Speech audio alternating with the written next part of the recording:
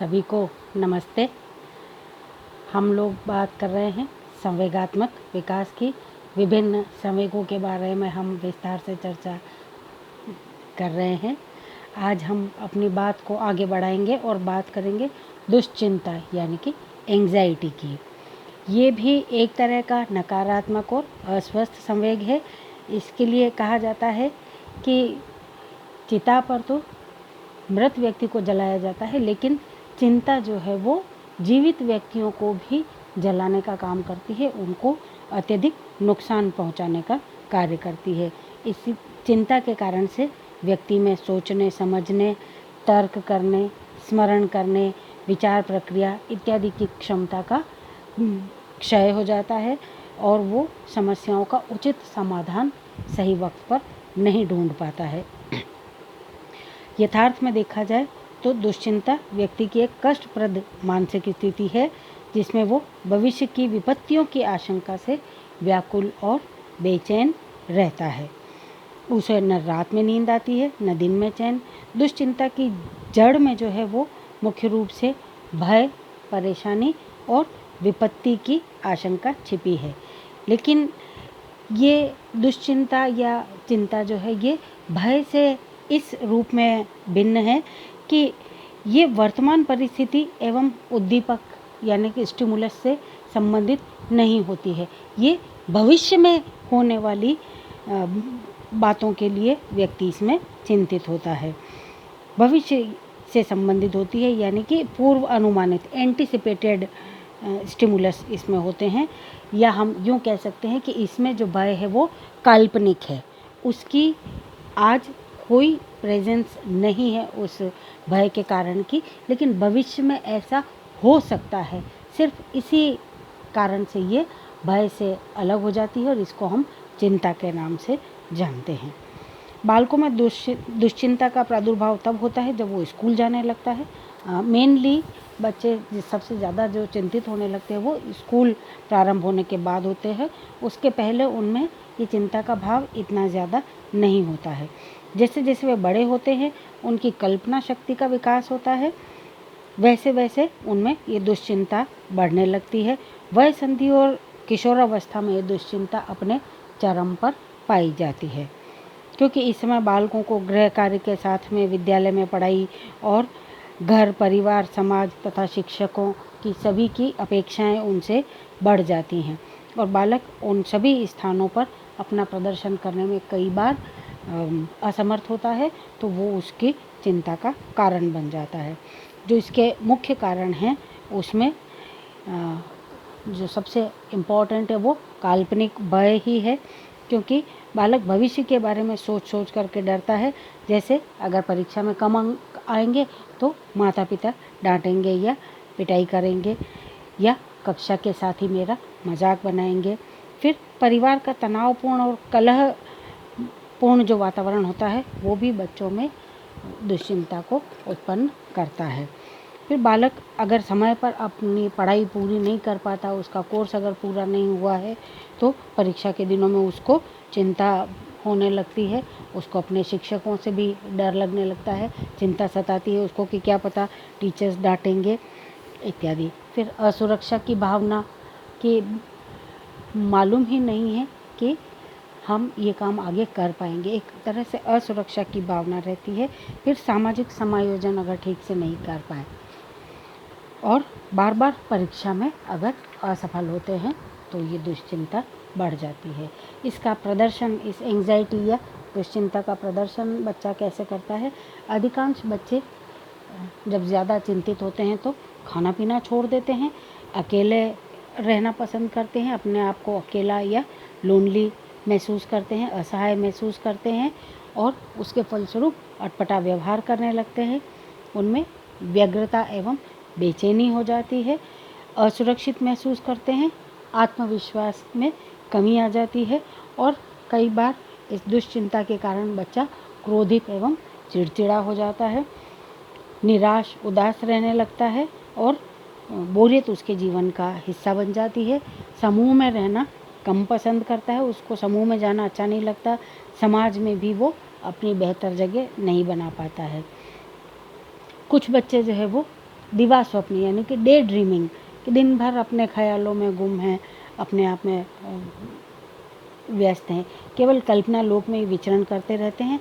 ऐसे बच्चों के चेहरे पर हमेशा खामोशी और ललाट पर चिंता की रेखाएं हमको देखने को मिलती हैं। दूसरी तरफ इस दुश्चिंता से ग्रस्त कुछ बालक ज़्यादा खाना प्रारंभ कर देते हैं, ख़ास तौर से मिठाइयाँ या जो फास्ट फूड होते हैं जिसमें समोसे, कचौरी इत्यादि जो भी चीज़ें बच्चों को पसंद हो, वो फिर बार बार जितनी ज़्यादा चिंता बढ़ती है वो उतने ज़्यादा सिर्फ खाने पर कंसंट्रेट करते हैं और इस कारण से कई बार उनका मोटापा भी बढ़ जाता है। फिर कुछ बच्चे ज़्यादा टीवी देखने लग जाते हैं, सिनेमा, टीवी इत्यादि में अपने आप को ज़्यादा व्यस्त कर लेते हैं और ऐसा वो इसलिए करते हैं ताकि अपना ध्यान वो उस चिंता से हटा सकें। फिर कई बार जो दुश्चिंता से पीड़ित बालक है वो अपनी असफलताओं के लिए दूसरों को दोषी ठहरा देता है। लड़के ख़ास तौर से अक्सर ये कहते सुने जाते हैं कि चिंता करना उनका काम नहीं है। हालांकि चिंता वे भी करते हैं, लेकिन अपनी चिंता को छिपाने के लिए वो इस तरह की बातों का बार बार प्रयोग करते हैं और अप्रत्याशित हरकतें करने लग जाते हैं। कई बार दुश्चिंता में बालक अपने स्वभाव के जो उसका बेसिक नेचर है उसके विपरीत भी वो व्यवहार करने लगते हैं। जैसे हो सकता है सामान्यतया जो बच्चा मित्रवत रहता था सबके साथ में, वो अब दूसरों से झगड़ा करना चालू कर देता है, निर्दयी हो जाता है। इस दुश्चिंता पर नियंत्रण कैसे लाया जा सकता है? ये हर हाल में बालकों के स्वास्थ्य के लिए नुकसानदायक है, व्यक्तित्व के विकास में भी अवरोधक है। इसीलिए इसका निराकरण जो है वो जितना शीघ्र संभव हो किया जाना चाहिए। इसके लिए माता पिता एवं शिक्षकों का यह परम कर्तव्य है कि वो बालक के मन को समझें और उसकी चिंताओं को जानने का प्रयास करें कि बच्चे में जो चिंता है उसका मुख्य कारण क्या है और उसके कारण को पता करके उसको दूर करके उस पर विजय प्राप्त करने के लिए हर संभव प्रयास करने चाहिए। इसके लिए बच्चे को हर उस परिस्थिति या वातावरण से दूर रखा जाए जिससे उसको दुश्चिंता होती है। अगर बालक किसी विषय में कमज़ोर है तो उसको उस विषय पर विशेष ध्यान देने की ज़रूरत है। अगर उसके लिए ज़रूरत पड़े तो चाहे कोचिंग भी करवाएं या उसको प्रेरित करें कि आप अगर कठोर परिश्रम करेंगे तो मंजिल आपसे ज़्यादा दूर नहीं रहेगी। अगर एक बार असफल भी हुए तो दोबारा मेहनत करने पर सफलता अवश्य मिलेगी।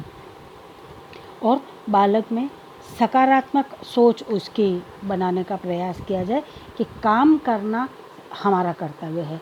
हम सिर्फ अपने हिस्से की जो जिम्मेदारी है, हमारे हिस्से का जो कार्य है उसको पूरा कर सकते हैं। फल प्राप्त करना हमारे हाथ में नहीं होता है। फल चाहे जो भी मिले, हमारा कार्य अपना कर्तव्य पूर्ण करना है। अर्थात कर्म करते जाएं, लेकिन फल के बारे में चिंता ना करें, उसे ईश्वर पर छोड़ दिया जाए। ऐसी सकारात्मक सोच से बालक चिंता करना कम कर देगा, हो सकता है छोड़ भी देगा। और फिर बालक के स्वास्थ्य एवं उसके पढ़ने लिखने पर प्रारंभ से ही ध्यान दिया जाना चाहिए। घर का वातावरण स्वच्छ, शांतिपूर्वक, सुखदायक एवं प्रसन्न चित्त होना चाहिए। बालकों को प्रारंभ से ही अनुशासन ज़रूर से सिखाया जाना चाहिए, डिसिप्लिन रहना सिखाना चाहिए कि वो समय पर गृह कार्य करें, अपना काम हमेशा पहले पूरा करें, होमवर्क वगैरह जो भी मिलता है उसको समय से पूरा करें। और अगर उसमें उसको कोई मदद चाहिए तो माता या पिता या घर के बड़े जो भी सदस्य हैं उनका फ़र्ज़ है कि वो उसको उसमें मदद करें। बच्चे की जो क्षमता होती है उससे ज़्यादा काम नहीं लिया जाए। अगर माता पिता को लगने लगे कि नहीं बच्चा अब थक रहा है तो उसको बीच में ब्रेक दें, उसको किसी और गतिविधि में जिसमें उसका मन लगता है, उसकी थकान दूर होती है, ऐसी किसी गतिविधि में उसको थोड़े समय के लिए चेंज दिया जाना चाहिए ताकि वो अपनी पूर्ण क्षमता के साथ में काम कर सके। और फिर बालक को हमेशा ये कह करके प्रेरित किया जाना चाहिए कि चिंता मत करो, हम तुम्हारे साथ हैं। और जो अपनी मदद खुद करता है, ईश्वर भी उनकी मदद करता है, कोई न कोई हल हर समस्या का ज़रूर से निकल आता है। ऐसी मोटिवेटिंग प्रेरणादायक बातें करने से बच्चे चिंता करना छोड़ देते हैं। और चिंता के बाद में अब हम बात करेंगे शर्मीलापन या शाइनेस की, कि कुछ बच्चे ऐसे होते हैं जो शर्मीले होते हैं, बाय नेचर शर्मीले होते हैं। ये शर्मीलापन जो है ये भी भय का ही एक रूप है। इसमें जो भय है वो किसी वस्तु या परिस्थिति से नहीं होकर के सिर्फ किसी पर्टिकुलर पर्सन से होता है, यानी कि किसी अनजान अपरिचित व्यक्ति से बातचीत करने में तथा उनसे परिचय प्राप्त करने में बच्चा घबराता है या झिझकता है। इसी को हम शर्मीलेपन के नाम से जानते हैं। यहाँ ये बात याद रखने की है कि शर्मीलापन हमेशा किसी व्यक्ति विशेष से ही होगा, यानी कि व्यक्तियों से ही होगा। ये कभी भी वस्तुओं से या पशुओं से नहीं होता है। अक्सर बालक उन लोगों से शर्मीलेपन का व्यवहार करते हैं जिनको वे बिल्कुल भी नहीं जानते हैं, जो उनके लिए सर्वथा अपरिचित हैं। जब पहली बार वो मिलते हैं तो वो उनसे मिल कर के शर्माते हैं या ये सोचते हैं कि अमुक बालक उससे ज़्यादा कुशाग्र बुद्धि है। परंतु ऐसा बड़े बच्चे ही सोचते हैं। बालकों में जो ये शर्मीलापन का संवेग है ये 6 महीने से 1 वर्ष की अवस्था में प्रारंभ हो जाता है। 6 माह के बालक में सिर्फ इतनी मानसिकता भी उसकी विकसित हो पाती है कि वो अपने माता पिता या जो घर के सदस्य हैं उनको तो वो पहचानता है, लेकिन कोई अनजान व्यक्ति अगर उसके सामने आता है तो वो रोने या चिल्लाने लगता है। और इस अवस्था को बच्चों में स्ट्रेंज एज या पीरियड ऑफ इन्फेंटाइल फियरफुलनेस भी कहा जाता है। लेकिन जैसे जैसे उम्र बढ़ती है और वो भिन्न भिन्न व्यक्तियों के संपर्क में आते हैं, वैसे वैसे उनकी ये शर्म की भावना जो है वो कम होती जाती है और अब वे दूसरों से बातचीत करने और उनसे परिचय प्राप्त करने में झिझकते नहीं हैं और उनको लगता है कि अजनबी व्यक्ति से कोई उनको खतरा नहीं है, तो वो उनसे भी आसानी से बात करना प्रारंभ कर देते हैं। शर्मीलेपन का जो मुख्य कारण है वो सिर्फ एक ही है कि ये भय के कारण ही बच्चा अपरिचितों के सामने आने में और उनसे बातचीत करने में घबराता है, झिझकता है, दूसरों से शर्माता है।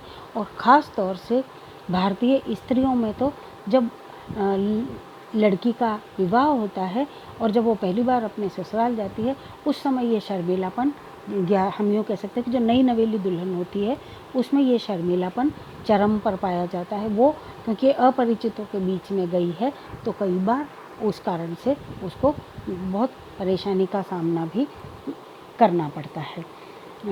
सामान्य तौर पर इस शर्म का प्रदर्शन कैसे होता है? 6 महीने का बालक जो है वो अनजान व्यक्ति को देख करके रोने लग जाता है, घबरा जाता है या फिर अपना सिर दूसरी तरफ घुमा लेता है। 1 से 1.5 वर्ष का बालक जब वो रेंगने या घुटने चलने लग जाता है या थोड़ा बहुत खड़ा होकर के चलने लग जाता है तो अनजान व्यक्ति को देख करके वो उसके सामने से हट जाता है, वहाँ से दूर चला जाता है, या अपनी माता अगर वहाँ आसपास में खड़ी है तो माँ के पीछे जाके छिप जाएगा, उसके आंचल में अपना मुंह छिपा लेगा। इस तरह से वो अपने शर्म का प्रदर्शन करता है। और अगर वहाँ कोई इंसान नहीं है तो कई बार बच्चा दीवार के पीछे, टेबल, कुर्सी, जो भी चीज़ वहाँ आसपास में छुपने की जगह उसको मिलती है वो वहाँ जा कर के छुप करके खड़ा हो जाता है। 3 से 4 वर्ष का बच्चा जो है वो अजनबी या अपरिचित व्यक्ति को देख करके उनसे बात करते समय में हकलाने लगता है या तुतलाने लगता है। और कई बार अभी तो ये दोष अस्थायी होता है, लेकिन अगर इस पर ध्यान नहीं दिया जाए तो फिर ये हकलाना या तुतलाना स्थायी रूप से बच्चे में रह जाते हैं। कुछ बच्चों का चेहरा शर्म के कारण लाल हो जाता है और वो अपनी आँखें नीची करके अपनी शर्म का प्रदर्शन करते हैं। कुछ बच्चे अपरिचित व्यक्ति से बहुत ही कम बातचीत करते हैं और पूछने पर केवल हाँ ना में ही जवाब देते हैं। दूसरों के सामने कुछ बच्चे अपनी कोई भी गतिविधि, चाहे वो गाना गाना हो, उनको कहा जाए चुटकुला सुनाओ, पोएम सुनाओ, कोई भी एक्टिविटी डांस के लिए कहा जाए तो वो उनके सामने करने से झिझकते हैं, शर्माते हैं और घबराते हैं। बालक कई बार नर्वस हो जाते हैं और ऐसी स्थिति में वो अपने कपड़ों को भी खींचने लगते हैं, एबनॉर्मल हरकतें करने लगते हैं, सिर या कान को खुजाने लगते हैं इत्यादि। ये कुछ ऐसे लक्षण हैं जो शर्मीलेपन का प्रदर्शन कर जिनके माध्यम से किया जाता है। अब इस शर्मीलेपन पर नियंत्रण कैसे किया जाए? तो बालकों में लंबे समय तक अगर ये शर्मीलेपन का संवेग व्याप्त होता है तो उसमें इसके कारण से डर बैठ जाता है। फलस्वरूप बच्चे का व्यक्तित्व ही डरपोक व्यक्तित्व बन जाता है।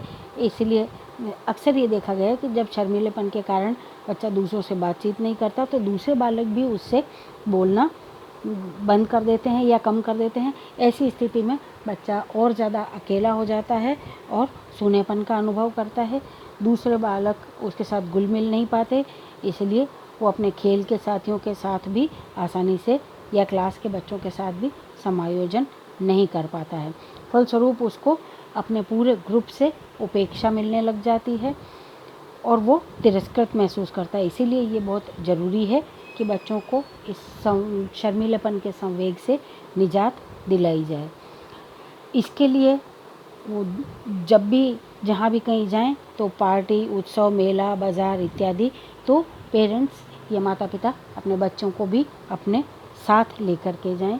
फिर घर पर जब कोई मेहमान या आगंतुक आते हैं तो बालक को उनसे मिलवाया जाए और उनको नमस्ते करने के लिए या अभिवादन के लिए कहा जाए और बच्चों से स्वयं से अपना पहले आप अपने बच्चे का परिचय दें और फिर बच्चे को कहें कि आप अपना नाम खुद बताइए। तो धीरे धीरे उसकी जो झिझक है, जो डर है, वो इस तरह से दूर किया जा सकता है। उसको बच्चों की अगर पहली बार में नहीं लेकिन दूसरी तीसरी बार में जब वो उन व्यक्तियों से मिले तो फिर उनके सामने कोई भी गतिविधि जिसमें भी वो परफेक्ट है या अपने को लगता है कि अच्छे से करता है उसको कहने का या करने के लिए उसको कहा जाना चाहिए, ताकि उसका जो भय है वो धीरे धीरे भय और झिझक जो है वो समाप्त हो जाए। और ख़ास तौर से माता पिता का ये कर्तव्य है कि वो खुद आगे बढ़ कर के अपने बच्चों का पहले परिचय दूसरों से करवाएं और उनको पूरा ये मौका दें, तभी बच्चों की ये जो झिझक है, ये जो शर्म है, ये ख़त्म हो पाएगी। आज की अपनी बात हम यहीं विराम देते हैं। अपनी बात को अगली क्लास में हम किसी नए संवेग के साथ में फिर से विस्तार से चर्चा करेंगे। तब तक के लिए अपने अपने घरों में रहिए, सुरक्षित रहिए। धन्यवाद।